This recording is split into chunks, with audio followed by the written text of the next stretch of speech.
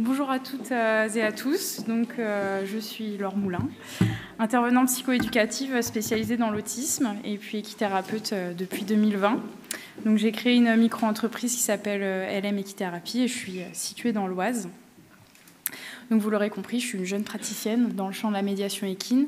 Et donc, aujourd'hui, moi, je venais vous apporter mon témoignage sur les débuts d'exercice.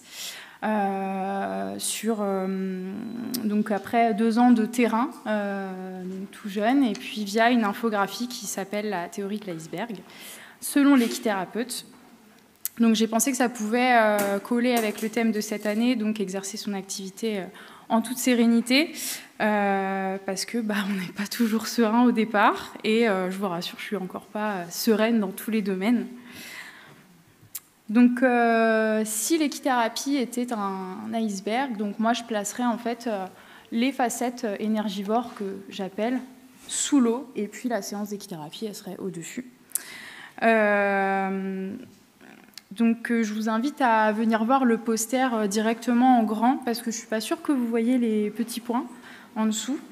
Donc moi, les facettes énergivores, donc à travers les petits points, ça va être un travail de relationnel avec les professionnels médico-sociaux, par exemple aussi avec le moniteur d'équitation.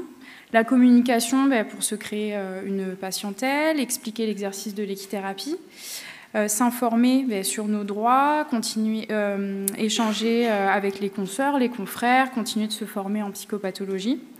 La rédaction de comptes rendus, de conventions. Le monde de l'entrepreneuriat, c'est quand même un sacré chapitre. Il faut trouver le meilleur statut qui correspond, déclarer son chiffre d'affaires et puis après faire sa première déclaration d'impôt. Donc pour moi, ça a été un sacré travail de recherche parce que je n'étais pas du tout formée là-dedans. Les partenaires équins, c'est énormément de temps de s'assurer de leur bien-être, les différents soins, et puis de comprendre leur fonctionnement dans les séances, sur leur lieu de vie. Et puis la petite partie bonus humoristique, mais qu'on a tous connu, c'est par exemple courir après les chevaux qui se sont échappés de pâture, ou retrouver du sable partout, nettoyer la voiture, voilà. Donc moi, c'est ma vision des facettes énergivores, en fonction de ma façon d'exercer, et je sais que ça correspond pas forcément à tous en fonction des pratiques. Après, c'est bien de remarquer ce qui nous pèse dans nos professions. On le fait tous, mais quelle stratégie appliquer? Est-ce qu'il faut trouver des compromis? Est-ce que finalement, il faut accepter de faire avec? Donc on va être en recherche constante dans les débuts d'exercice d'un équilibre, mais toujours maintenant aussi. On n'accepte jamais vraiment l'idée d'être pas parfait dans tous les domaines. Il faut faire confiance à nos ressentis. Surtout bien choisir les personnes avec qui on a envie d'être guidé, de communiquer, d'être conseillé.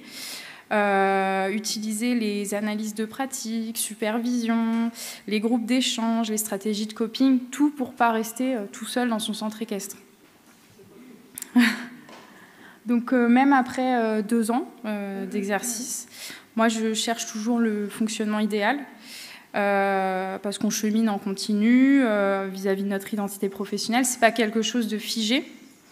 C'est pour ça que j'ai trouvé que la théorie de l'iceberg, elle était assez représentative de nos professions parce qu'on ne choisit pas trop le chemin que l'iceberg il emprunte dans le flot des vagues, et puis qu'il ne faut surtout pas laisser les parties sous l'eau venir émerger et envahir nos séances. Donc voilà, je vous remercie pour votre attention. Merci.